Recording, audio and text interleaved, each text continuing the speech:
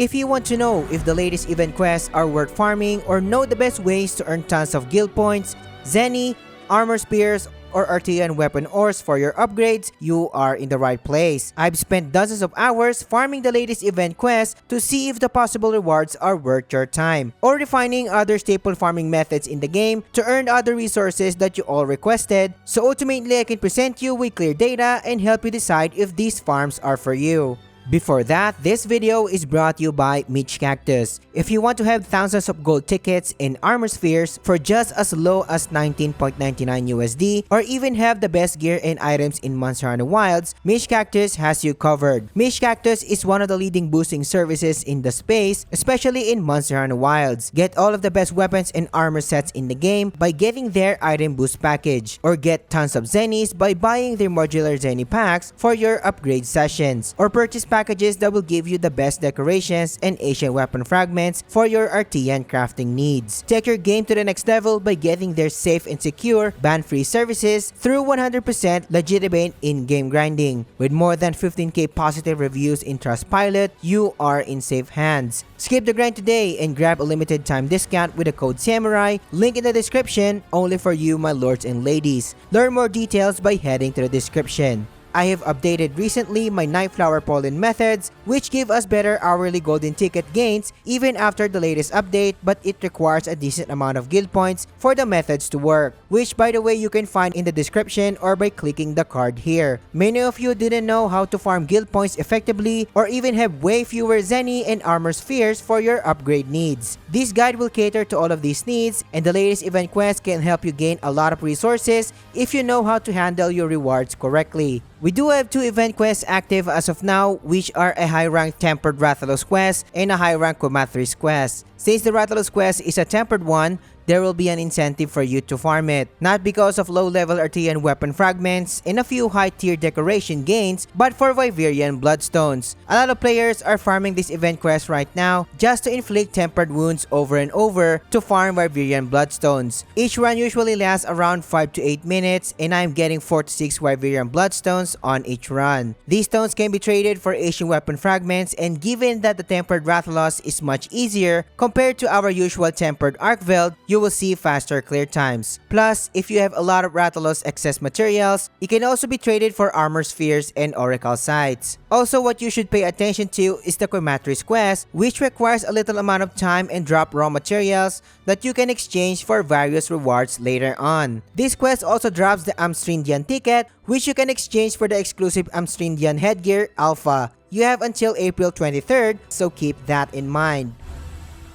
Moving on to the actual methods, and the first one taking the spotlight is the Quematrice Scaling Spree method. As the name implies, this method will require you to clear the latest events quest and gather Quematrice raw materials to exchange for different types of resources. Many of you already have an endgame build, so clearing this quest will not be an issue for you. My fastest casual clear time for this is under 2 minutes and cruising along within 2 minutes and 10 seconds. The location of our target is just outside the base camp after accepting the quest, so runs will surely be a cakewalk. For me to accurately calculate the average hourly gains for this method, I have sold every Quematrice material that I have before I start the run. After that, I committed to 5 optimized and uninterrupted runs, then counted my spoils afterwards. Get the total clear time for the 5 runs and convert it to hourly gains. This will give us a clear idea of your possible hourly gains if you commit to this method. So in my case, I can clear this quest in around 2 minutes and allow 1 minute to resupply items or spend time in loading times. All in all, it takes me roughly 3 minutes to completely reset the runs, loading times included. So depending on which resources you need, your hourly resources gains will change. Starting with Zenny first, and straight and simple, you are going to sell every Quematrice raw materials that you can get your hands on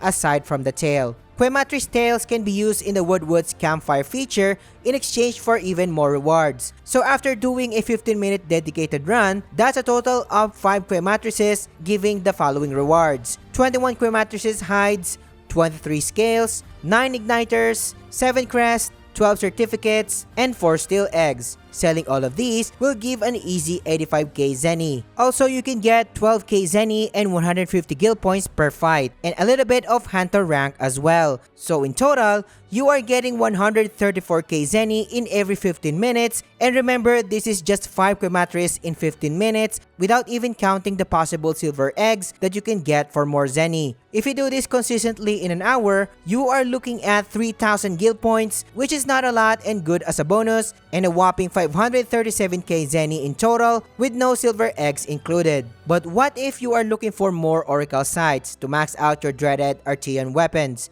Instead of selling all of the Quematrice materials, head to Azus and exchange these materials to Oricalcites instead. In every 5 Quematrices, which takes around 15 minutes if you can remember our computation a while ago, you are expecting around 5 to 7 Oricalcites. Then if you do it consistently in an hour, get a whopping 28 Oricalcites. But what if you have a lot of Zenny and Oricalcites as well, and you are in need of armor spears instead? This method can still give a decent amount of armor spears, but it's not much compared to the other method on this list. So instead of selling your materials, use your Quematrice materials to smelt armor spears, and you will be getting 8 hard armor spears or 2 heavy armor spears per hour.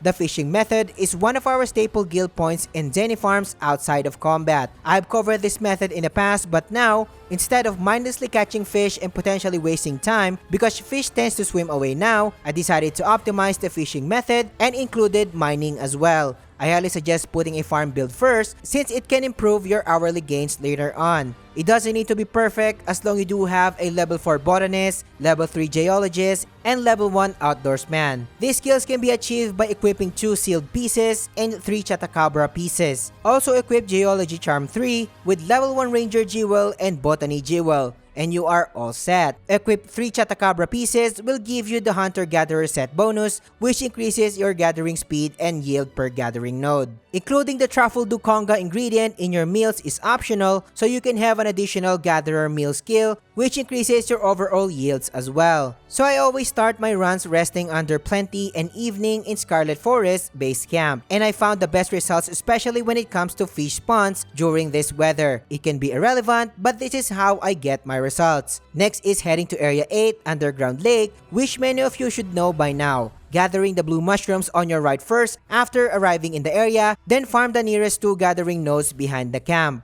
At this point, the fish should have spawned and not require you to wait for them thanks to the gathering node we just gathered. Now when it comes to gathering fish, I'm all about efficiency. I highly suggest getting the fish in groups. 2 to 3 casts of your net should be fine, since if you constantly chase the other ones, you will waste time in the process. After casting 2 to 3 nets, grapple the drifting sea pots near you.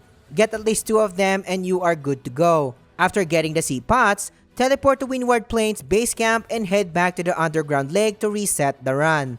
Now this is pretty important because for you to respawn the ore and mushroom nodes in our spot, you need to reset by fast traveling to a different biome, then repeat the process. A couple of tips here before we move on. There are certain cases in which fish do not spawn right away after gathering the ore nodes. So if this happens, cast your fishing reel quickly and cancel it for the fish around to appear. Don't try entering and re-entering the nearby camp to respawn the fish as it will never work. So to closely monitor my hourly gains, I've sold all of my fish scales, Carbolite and Macalite ores, and drifting sea pots and farmed for 10 to 12 minutes non-stop. Then sold all of the fish scales and ores except Nova Crystals and the drifting sea pots and get a whopping almost 10k guild points and 200k Zenny within minutes. So if you do this in an hour consistently, we are looking at 57k guild points and a whopping 1.2 million Zenny without the gains from blue mushrooms since I forgot to include it. If you're getting value so far, subscribe to the channel. Liking and engaging in the comments helps me a lot. Join our Discord server and find a core group to hunt with,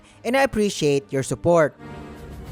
At this point, we all know how good high-level monster hunting method is, especially if you love playing in multiplayer. There is no doubt that this is still the best method overall, as you can get a lot of rewards by just farming tempered arcvelds online or hunting dual high-level monsters.